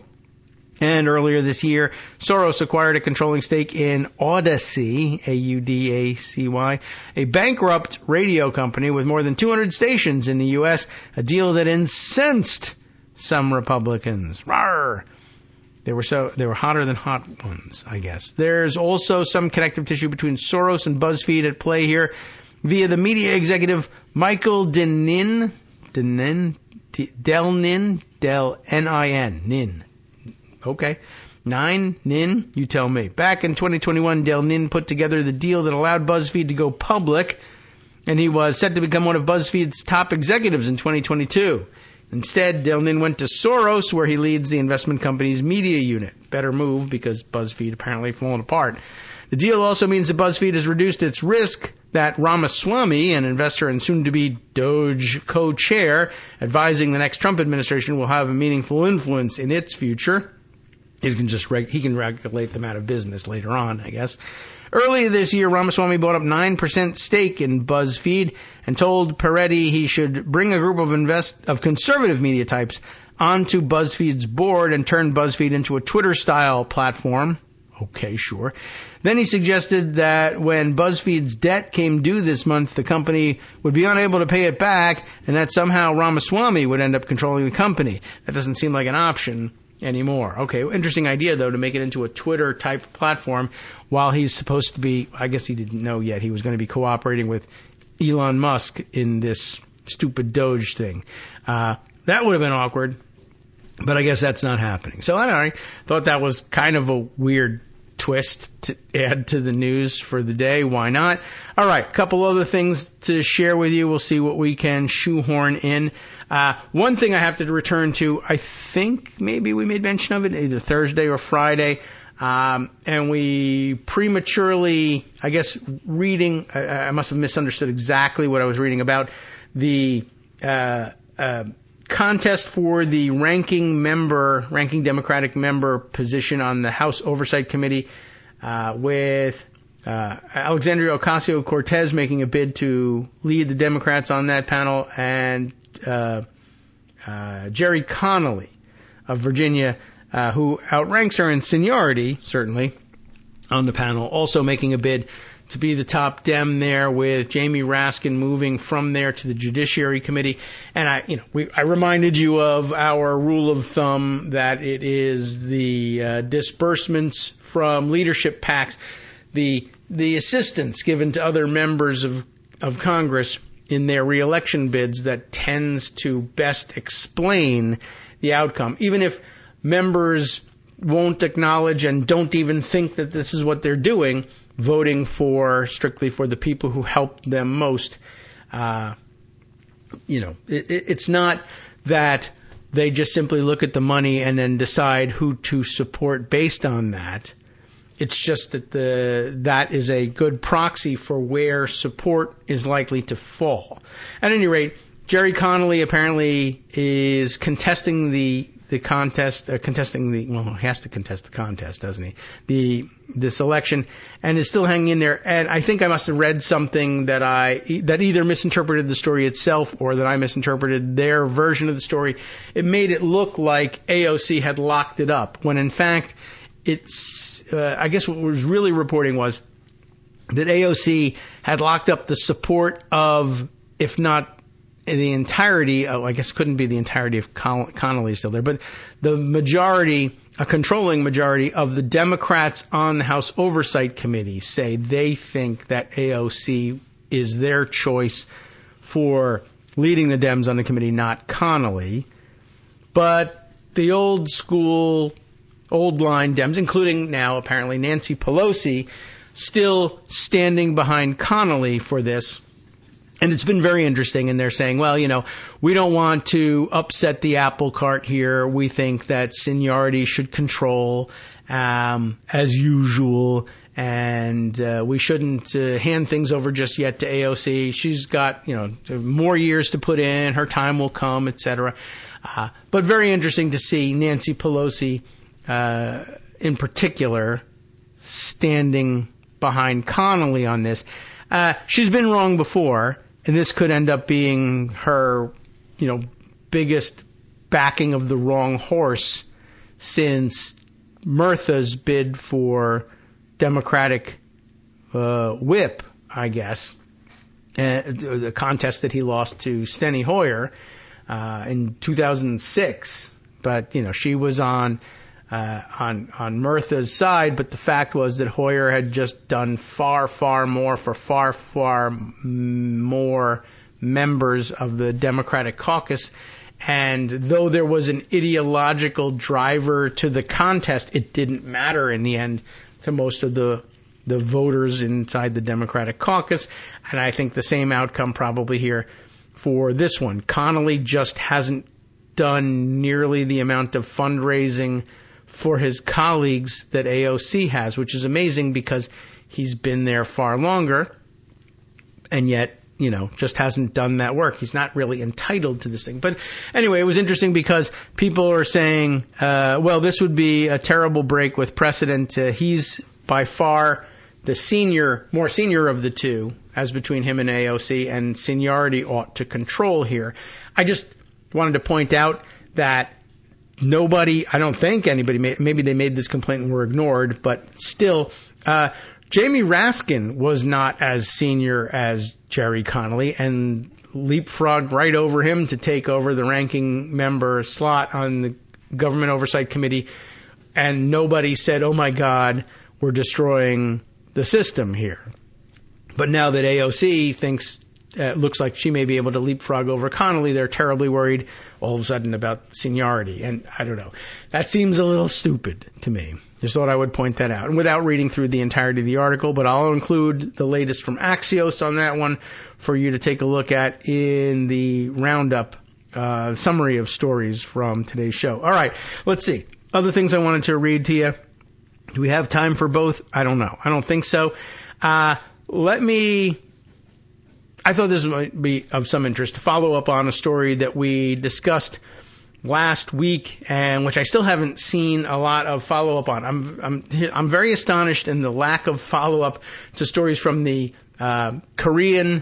English language Korean paper that we read. I'm a little bit worried that it might not stand up to analysis and scrutiny if there's no one else discussing it. But there's still no real reflection in the American press of the fact alleged by the Korean report that we had read that the South Korean President Yoon had basically fallen down a right-wing YouTube rabbit hole and was just swimming in right-wing conspiracy theory, very much a parallel to the situation we have here with Trump and his supporters also just marinating in right-wing propaganda all the time. And essentially, it makes up the bulk of the reasoning of the why of the martial law declaration. We've seen that it has happened, but we never really got a clear indication here in the United States of exactly why martial law. It's bad. I know why people protested it. I know people wanted to reverse that, but why did he do it in the first place? And it turns out, again, according to the report that we read, and no contradictory reports, and other American reports that are beginning to touch on it are emerging, but it's not. It seems like it would be central that they should say, the martial law declaration was aimed at sending the military to seize election infrastructure in order to search for proof that he was sure existed of massive voter fraud. I mean, it couldn't sound any more similar to the plans that people like Sidney Powell and Mike Flynn had for Trump. They too, don't forget, I mean, this is kind of overlooked in all the garbage that's gone on in Trump world and that we've all had to deal with it. They did, in fact, advocate at the end of 2020 for Trump declaring martial law and seizing all of the election equipment. And then they did, in fact, lay siege to the Capitol later on. They didn't do the other part, but this is an exact parallel to what has happened in the United States. And I'm just amazed that we're not paying more attention to it. And similarly, that we're not paying more attention to what happened in Romania, even though it's quite astounding and quite inspirational. We all looked at South Korea and said, yeah, I hope we would stand up to a declaration of martial law this way and reverse it with mass protest. But no one looking to Romania and saying, hey, wouldn't it be smart if we said, oh, actually, this sort of election interference negates the election? It's just beyond hope in the United States that would ever be done. But at any rate, a piece in the Tech Policy Press by Felix Carte, I don't know how you pronounce your name, Felix, Kartte, a senior fellow at, Stiftung Mercator, a policy advisor and technology expert. He is, and I guess an overseas person here, but the title of this piece, TikTok's role in Romania's election should be a wake-up call. And yet I guess we're all still asleep.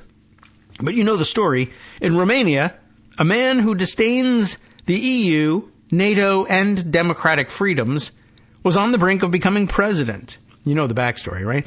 The government annulled the first round of the presidential election, but Calin, and I'm still not sure of the pronunciation here, Calin Georgescu's shocking rise is sending ripples through Brussels, the capital of the EU, of course, administrative capital, not because of his extremist views, but because of how he rose.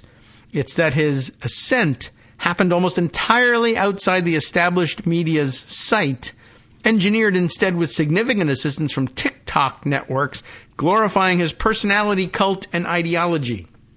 This phenomenon reflects a new reality, a dark, fascist-leaning world cultivated on social media beyond the control or comprehension of traditional democratic actors. The EU, with its commitment to old-school politics, is blindsided by this alternate reality when it rewrites norms to suit authoritarian objectives. Violence becomes strength, robbery is reform, and accountability is weakness. This sounds also chillingly familiar here in the United States. A global, well-funded assault on democratic norms is reshaping reality, orchestrated by authoritarians and tech oligarchs alike. This assault centers on destroying the media and proceeds in 3 strikes. Let's take a look at them, shall we? The first strike is defamation. Authoritarians vilify journalists, calling them enemies of the people or corrupt elites. Sound familiar? They repeat this lie until it feels true to significant audiences. Ahead of the recent U.S. election, they do actually make this connection. What do you think? The campaign against the media waged by President-elect Donald Trump, Elon Musk, and other MAGA elites, they're the elites, echoed Russia's model of networked propaganda. They shared countless posts attacking the media, racking up billions of views. This rhetoric trickles down through influencers, essentially paid trolls, creating an ecosystem of distrust. The second strike, substitution. Having dismantled trust in the media, authoritarians fill the void with influencers and pseudo-journalists spreading their authoritarian worldview. Musk uses his cult-like status on X to incentivize influencers who adopt his extreme narratives, selectively amplifying their reach. MAGA donors and the Kremlin fund similar efforts globally. In the U.S., Russian-sponsored YouTube influencers pushed conspiracies ahead of last month's election. According to Pew Research, 1 in 4 young people in the U.S. now cite influencers as their primary news source. I mean, you don't see in the name that that's a bad idea, but okay. The job of these influencers is not to deliver facts or even alternative facts, but to reshape societal norms, blending memes and lifestyle content with ethnic nationalism and misogyny. On TikTok or YouTube, they present themselves as relatable peers, while telling young boys to despise their own vulnerability and hate their teachers. We are the media now, a young German far-right influencer proclaimed last week on X, echoing Musk's own line. That third assault that we were waiting for is silencing. Authoritarians don't just flood the zone with propaganda, they actively suppress scrutiny of their tactics. In the U.S., Musk and Trump's allies have targeted researchers investigating disinformation, filing lawsuits and pushing legislative probes to intimidate critics. The chilling effect is real. Organizations like the Standard Internet Observatory now face mounting legal costs and shrinking capacity to expose propaganda networks. And of course, this was written before ABC's capitulation, which finds itself in the same position here. They attempt to work their bullying tactics on regulators, too.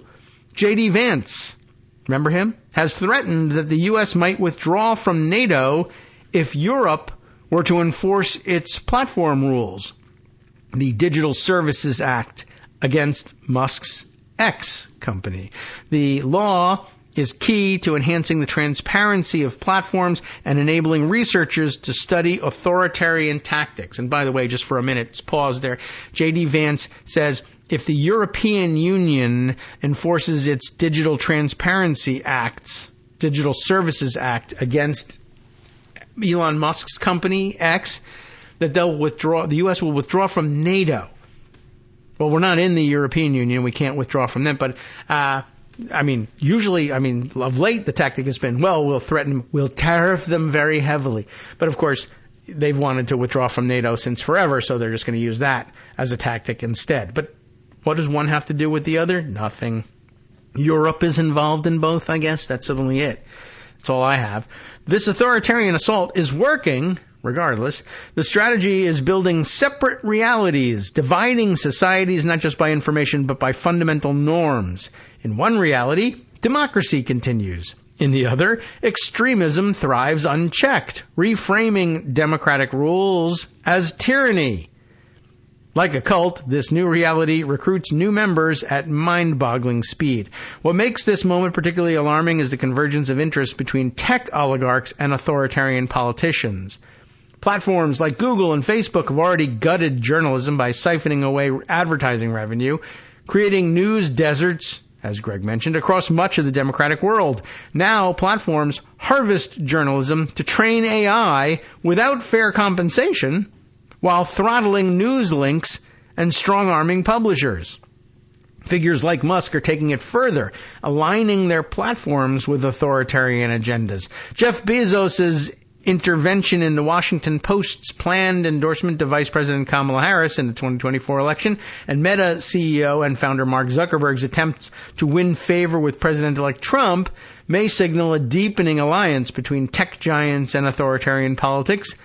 In a world shaped by these authoritarian tech alliances, Democratic parties may have difficulty winning elections. In Germany, Musk has already amplified far-right influencers and far-right AfD politicians ahead of February's national vote. The center-right CDU is likely to win by a significant margin, with far-right AfD expected to secure second place. However, the CDU's real challenges will begin once it's in government. Thus far, extremist attacks have primarily targeted the Greens for their focus on climate and diversity. But in opposition, the AfD will pivot, branding the CDU as the scapegoat for economic downturn and migration-induced anxiety, framing them as merely a slightly more male version of the Greens. Oh, that's an interesting way of putting it. AfD has already declared its aim to seize power in the 2029 elections. Their dominance in the transformed media landscape will bolster this quest as their social media reach and influencer networks far outstrip those of any other party. Across other nations, such as France and Hungary and Israel, traditional center-right parties have either collapsed or radicalized under extremist pressure. If the AfD succeeds in its long-term goal to govern Germany with its explicit anti-EU agenda, even as Brexiteers are reversing themselves in Britain, the authoritarian assault on democratic norms in Europe could reach a critical tipping point. As the new European Commission under President Ursula von der Leyen has takes office, it must act decisively, pushing out fact sheets about the EU's successes. Won't stop this tide, not if our example has anything to do with it, I guess. Instead, the EU must unify against figures like Musk and Trump, fully enforce digital rules such as the Digital Services Act, and break big tech's stranglehold on media and AI. The announcement of a probe into TikTok's role in Romania is welcome news, but Europe must learn to communicate within these new media realities, crafting narratives that resonate with the existential fears and the needs of the audiences lost to the echo chambers of TikTok and X. This is not just a battle for Europe's future, it's a battle for the very concept of democratic reality. If Europe fails to defend it, we risk waking up in a world where authoritarians rule unchallenged with big tech as their willing enabler. Yikes. Scary, but true and accurate. And I think summing things up nicely in terms of, what's the assignment here, after all? And keep an eye on this. I know it's very difficult to think through and contemplate all the work that needs to be done, but I don't know. A good lesson nonetheless. All right. Well, that leaves us right at the end of the show here, basically, and time for us to get ready to hand things over to Justice Putnam for the West Coast Cookbook and Speakeasy. I won't be able to read through all the particulars of this story, but I just want to put this one on your radar. I just thought it was interesting.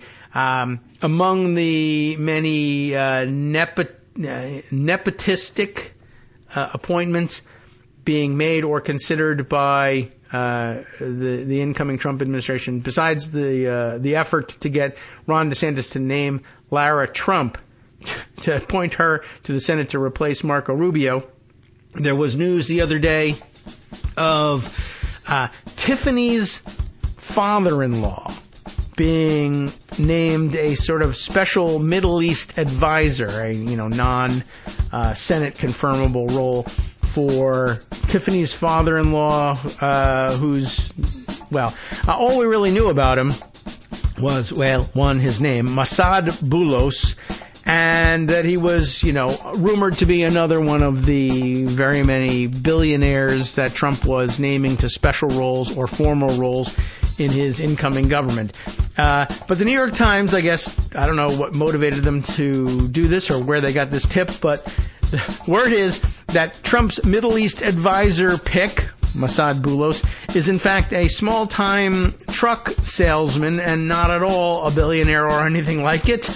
And apparently, for many years, he was mistaken with the ownership of a large, billion-dollar-plus corporation. The Boulos Corporation had operated in the same sphere of influence, but that all he did was never deny that it was him or never confirm or deny that it was him, and it turns out not to be him. It's a very interesting thing, and I wonder whether Tiffany feels cheated in any way, but I guess they've been able to put on airs and fake it as billionaires, and I guess that's good enough for Tiffany so far. Maybe she really loves him, I don't know. From networksradio.com. I'm sure she does. You have been listening to Kagro in the Morning with David Waldman. Anyway, it's really kind of a fascinating look behind the scenery, and I wonder maybe we'll get a chance to read through it. But in the meantime, let me give you over to Justice Putnam. We'll take you through the important stories still yet to be touched on here from around the country and around the world. I can't believe it. E. Jean Carroll has not received 1 red cent after winning her lawsuit. I can't believe law doesn't apply to Donald Trump.